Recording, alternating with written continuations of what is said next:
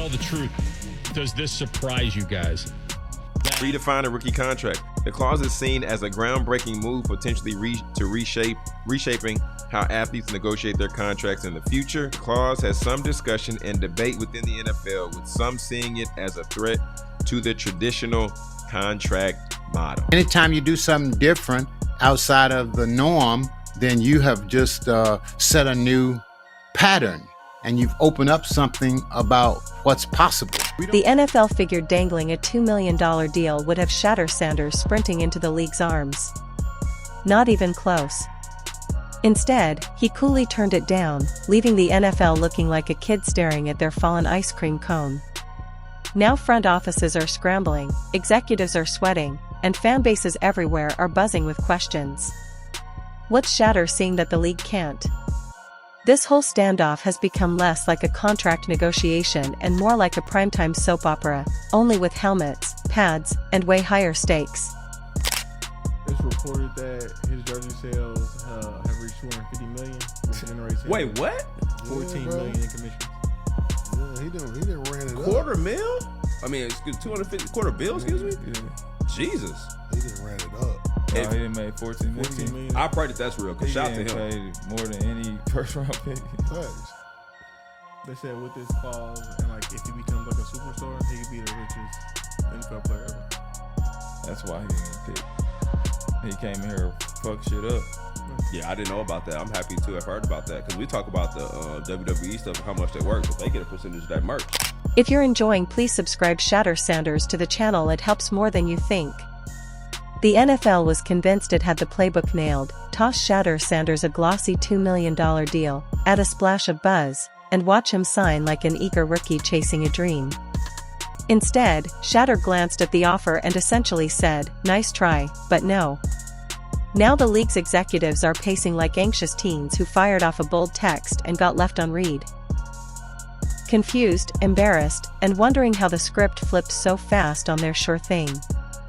And the other interesting thing is that Fanatics is selling 9 different items. 9 items for him, which is more than any other draft pick outside of Cam Ward. There are 9 different options. Kids are going to love Shedeur Sanders. I like that dollar sign. They want want to to throw up those watches, man. You know, throw up that watch. You want to be legendary. They want to be legendary. Did you see the video of him yesterday? He found like a park and he was doing lunges up the hill in Cleveland. He's already putting in the work. No, lunging up the hill. Yeah. Maybe I need to try that out. The NFL prides itself on being the ultimate destination, the powerhouse every player aspires to join. Yet along comes Shedeur, showing them that in today's landscape, top college athletes can out-earn veteran linemen before ever declaring. He's no ordinary quarterback, and definitely not a desperate rookie scrambling for a check to cover rent and ramen. Shedeur represents a new era where leverage, money, and choice tilt toward the player. Until somebody do it. And when we see someone else do it, then the person coming along behind are going to want to do it. And it just goes from there. And what he's doing here is showing the whole league how to change the rules from the ground up. And I'm going to tell you, this is exciting and it's disturbing. Meet Deion Sanders' son, a quarterback dripping with style, swagger, and endorsement deals so massive they make NFL contracts look like pocket change under a couch cushion. The league tried to throw its weight around, but Shedeur flipped the script, reminding everyone the real crown of flexing now sits on his head. And that's what makes this saga so entertaining. Not long ago, college players would have scrambled over each other for an offer like this. Today, Shedeur shows just how dramatically the power dynamic has shifted. Now fast forward recently to Shedeur Sanders, Deion Sanders' son, goes viral, but not for football, but for how he structured his contract. He had an equity clause in his deal with Gatorade. That clause basically said, I'm not just here as a name or a body, I want part of what's being built off of me. I want ownership in the outcome. So that clause essentially just preserved his interest. And he didn't walk away with just a one-time check. He walked away with his corrected status in the contract and he claimed his equity. $2 million? That used to be life-changing money. Back then, you'd sign so fast the ink would still be drying as you were already online shopping for a car. But for Shedeur, $2 million is just another Tuesday. He's already racking up nil deals that make this contract look like something out of a clearance bin. To understand why this is such a power move, you've got to remember who Shedeur is. This isn't just some college quarterback putting up decent numbers and hoping for a shot. This is the son of Coach Prime. This is a guy who grew up watching his dad dominate football while also reinventing what it meant to be a sports celebrity. Shedeur didn't just inherit athletic ability, he inherited the playbook on how to turn yourself into a brand. And while other college athletes were just excited to get free meals at the dining hall, Shedeur was busy learning how to negotiate with billion-dollar companies. When you're already making upwards of $5 million in nil endorsements from Gatorade, Beats, Mercedes-Benz, and half the sneaker companies on earth, why in the world would you jump at $2 million just because it's the NFL dangling it in front of you? That's like being offered a part-time job at minimum wage when you're already running your own company. Shedeur Sanders is going to be one of the richest quarterbacks ever. Prime equity. I want you guys to understand that word, prime equity. Yesterday I did a video about him receiving $14 million in commission from $250 million earned from his jersey sale. A lot of y'all said, Cap, that's a lie. When Shedeur signed his deal with the Browns, which was $4.6 million, there was a clause in his contract that was called prime equity. This is the part where the NFL starts sweating. Because for decades, the league has been the ultimate prize. The dream. The pot of gold at the end of the rainbow. College players would sacrifice their bodies, their grades, and their sanity just for a chance at getting drafted. And now? You've got guys like Shedeur who are already financially set before even stepping foot on an NFL field. That flips the entire power dynamic on its head. The NFL isn't the gatekeeper anymore, it's just another option on the menu. And that's why executives are panicking. Because if Shedeur can turn down $2 million, what's stopping other top college stars from doing the same? We're talking about a league that thrives on control, on dangling money and fame to lure players in. He's got Deion Sanders in his corner. And let's be real, if there's one man who knows how to squeeze every drop of value out of sports, it's Coach Prime. Deion didn't just play the game, he redefined it. He was a two-sport athlete, a marketing machine, and a walking headline long before Twitter existed. He knows the business inside and out, and he's passing every ounce of that wisdom down to his son. How do you feel about Shedeur dropping? Because they passed on him. They tried to humble him. But I don't know why you trying to humble a rich kid. It didn't matter what you paid Shedeur. He was already rich. He made a crap ton of money from college. His daddy is Deion Sanders. What are you saying? Okay, go prove yourself. Didn't Cleveland get him? Yeah. Oh, why do Cleveland always get the good quarterbacks? So when Shedeur turns down $2 million, it's not because he's being stubborn or reckless. It's because he's playing the long game. He knows that if the NFL is offering him $2 million now, they'll be forced to offer him much, much more later. And he can afford to wait. Literally. He's not sitting there broke and desperate. He's sitting on millions already, driving luxury cars, living in the spotlight, and enjoying the perks of being a star quarterback with the Sanders last name. Meanwhile, the NFL looks like the guy at the bar who thinks buying one cheap drink means he automatically gets your number. What happens when rookies walk into negotiations with leverage instead of desperation? The NFL is not ready for that. The funniest part of all this is watching how teams are reacting. You know, there are scouts and GMs right now frantically rewriting their draft notes like, okay, so apparently this kid doesn't care about money, or at least, not the kind we're offering. They're trying to figure out how to pitch themselves to someone who doesn't need them. And that's the nightmare scenario. Because when a player doesn't need the NFL suddenly loses its power. Y'all saying, my name is Willie B, man. Hey, he the real deal. Real deal. That's coming from Willie. That's coming from Willie. Hey, now how y'all feel now? How y'all feel now? No matter what he do, how you feel now? That man playing for his daddy. All you haters, if you hate Shedeur, you hate football. How can you not love that story? Deion Sanders, absolute legend, icon. This isn't just about one contract. It's about a shift in sports culture. We're watching the beginning of a new era where athletes don't just play for the league, they negotiate with it. They're not begging for a seat at the table anymore, they're building their own table and inviting the league to come eat. Shedeur is the poster child for this new generation. He's showing everyone that you can be bigger than the contract, bigger than the league, if you understand your worth. The real kicker? The NFL can't really push back. They can't punish Shedeur for turning down the contract. They can't make him sign. All they can do is watch and hope that he eventually plays ball, literally and figuratively. But with every day that passes, it feels like Shedeur has the upper hand. You get drafted, you smile, you hold up the jersey, and you say how blessed you are to even be in the room. It's a script every rookie follows like a bad soap opera. But Shedeur?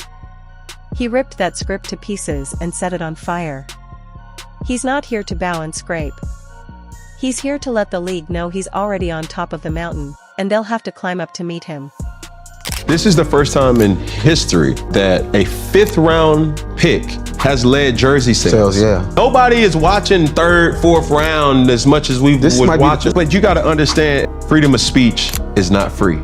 And I think what Shedeur was doing, what Shedeur was saying, what his father was saying, and the way the father has kind of engulfed his children as you're going into a league where it's like, yo, I'm going to win. Like, it's everything is resume based. We won everywhere. Yeah, y'all changed the culture because of who y'all. Now imagine being one of those executives who has spent their whole career believing they control the pipeline.